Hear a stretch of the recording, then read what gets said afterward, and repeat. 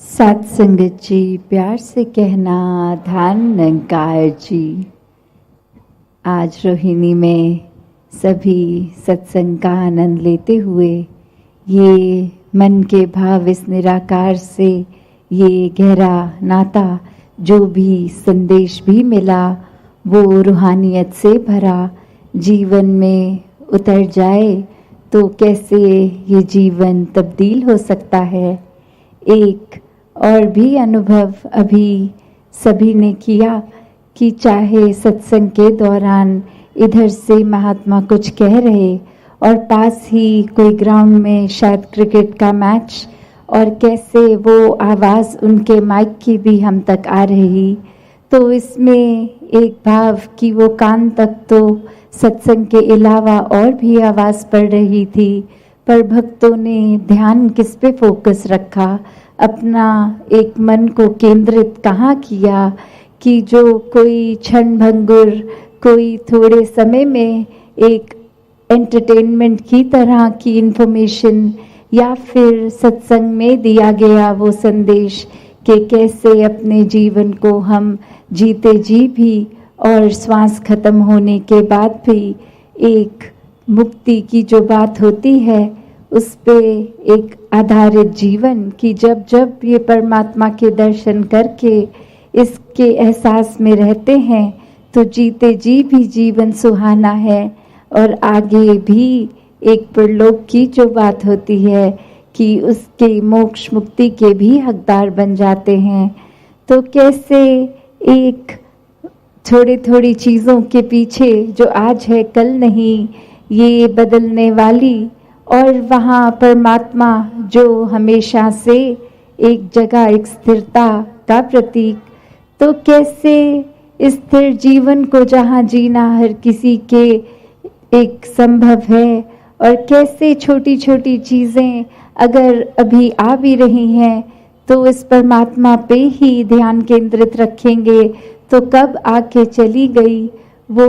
एक मन को फिर तड़प नहीं देती, एक मन में उथल पुथल नहीं होती। और ऐसे ही उथल पुथल या जीवन में कुछ चीज़ कभी कैसी है उसका प्रभाव भक्त नहीं लेता। एक कहानी भी दासी के ध्यान में आ रही कि कैसे एक व्यक्ति के पास एक घोड़ा और वो रातों रात घोड़ा अपने आप को छुड़वा के स्टेबल से भाग गया और फिर आसपास के ये पड़ोसी भी व्यक्ति को कहने लगे कि तुम तो परमात्मा में इतना विश्वास रखते हो, तुम्हारे साथ ऐसा कैसे हो गया, इतना नुकसान हो गया, इतना महंगा घोड़ा था तुम्हारा, भाग गया। और वहीं कुछ समय बाद देखते हैं कि वो घोड़ा अपने साथ कुछ जंगली घोड़े और लेके एक झुंड में आ गया और वही जो अड़ोसी पड़ोसी पहले कह रहे थे कि ये परमात्मा से जुड़ के तुम्हारा नुकसान हुआ, वही अब ईश्वर का उस व्यक्ति के साथ भी बोलकर कि नहीं आपने ठीक किया। पर वो व्यक्ति जब घोड़ा था नहीं था या वो अपने साथ कुछ और घोड़े ले आया तो उसके मुंह से हर बार यही बात निकली कि जो भी हो रहा है इस परमात्मा की रजा से हो रहा है,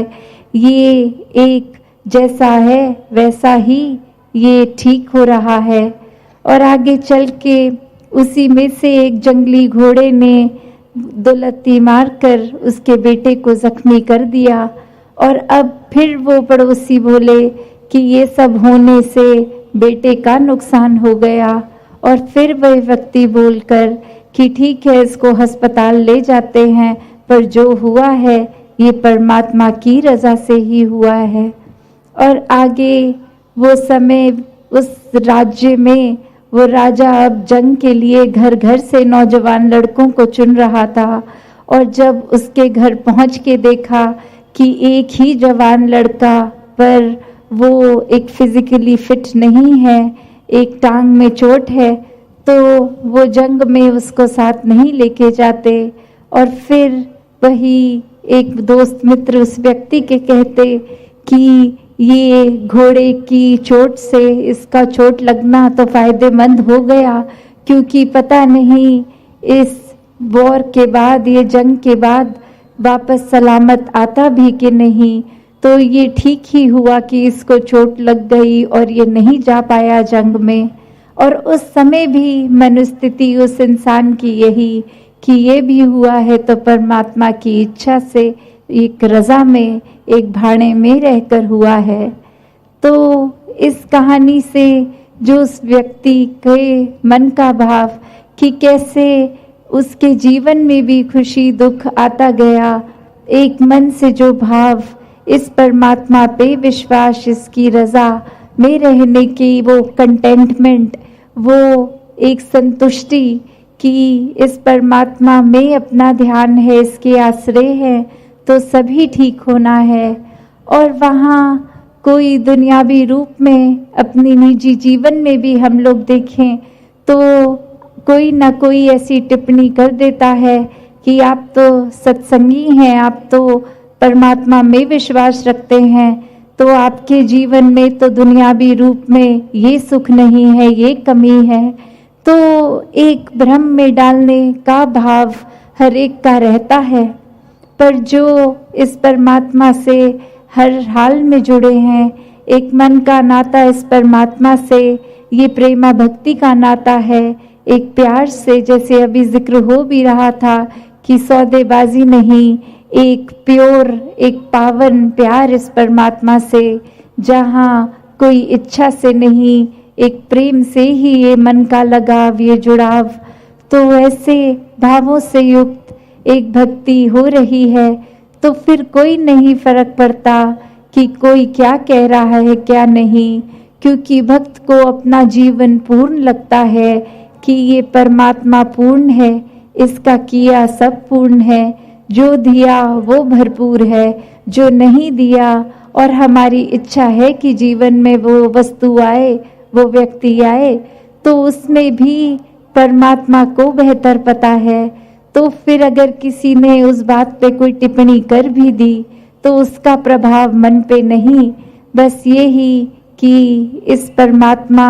से जुड़े हैं तो सब कुछ मिल गया है, इस परमात्मा ने जो दिया है वो काफ़ी है। तो कैसे ये संतुष्टि की बात मन में जब आती है, एक मन से इस परमात्मा का हर हाल में शुक्राना आता है, तो ही वाकई ही जीवन बहुत आसान हो जाता है। एक मन में बातों का बोझ नहीं रहता,